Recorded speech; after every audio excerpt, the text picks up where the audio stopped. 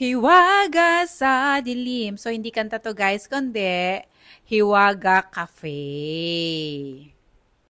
At nagkayayaan nga kami after namin mag-dinner sa bahay guys at hindi sinasadya, unplanned na naman to.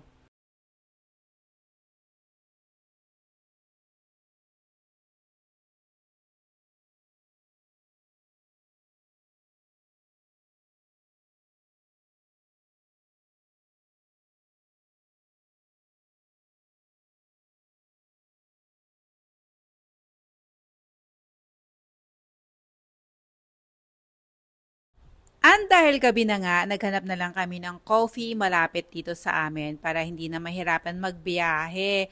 So, ito yung nakita namin, yung Hiwaga Cafe.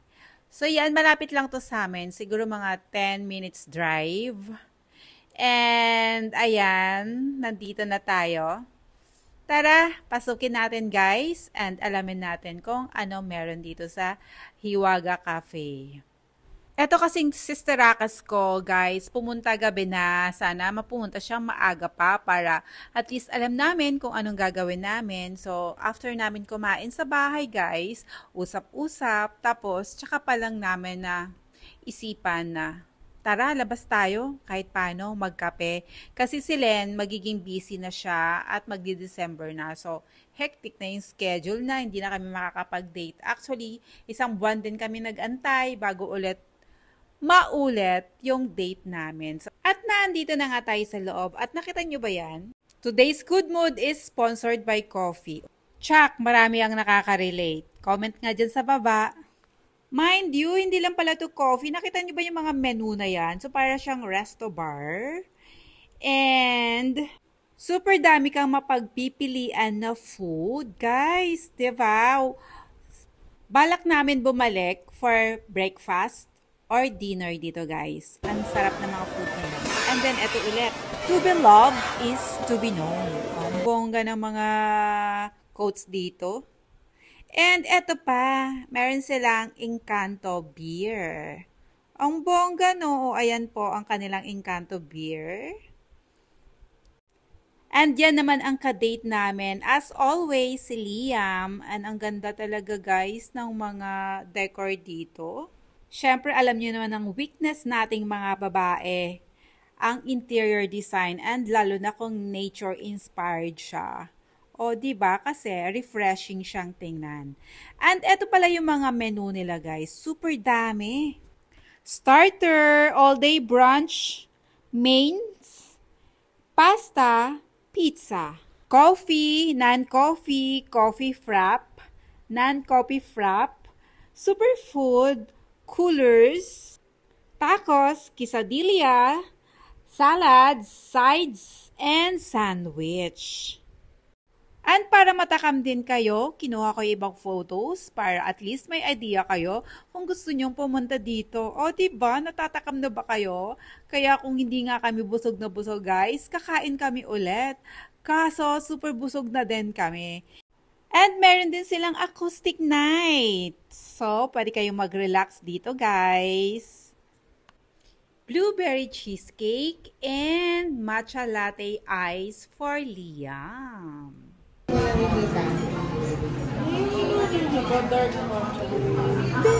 Mine is salted caramel. Sa'yo, te. This is latte.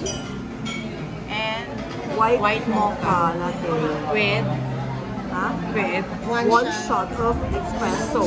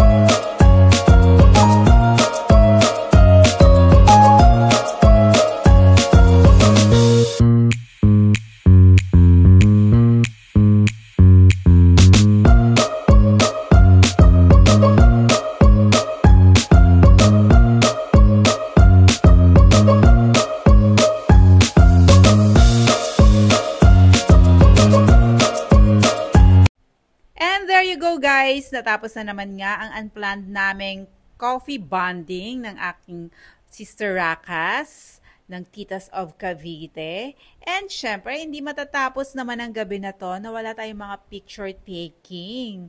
Diba? Hindi yun hindi kompleto ang ating bonding. So, thank you so much for watching guys and hope na nag-enjoy kayo at kung sino man yung malapit sa Cavite, maganda yung place guys. As in, at plan namin bumalik para mag-brunch or mag-dinner. Bago natin tapusin ang video na to, share ko lang sa inyo yung nabili kong jelly pudding. And eto guys, ay ipapatikin ko sa aking mga sister Rakas at sa apo ni Len. O eto na, eksanahan na natin sila isa-isa. Tatanungin natin kung gaano siya kasarap. Gusto naman nila. Oh, sarap daw. Yummy!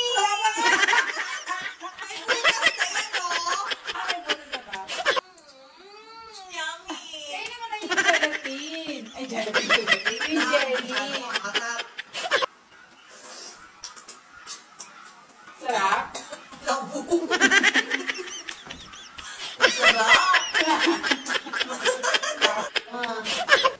Pag galing ka ng Pag-asa? Sarap? Agoy, grabe. Parang Diba? Nagulat sila. Bakit daw ang dami kong jelly pudding? Sinabi ko na, binili ko siya sa TikTok and gusto kong matikman nila kung masarap ba talaga.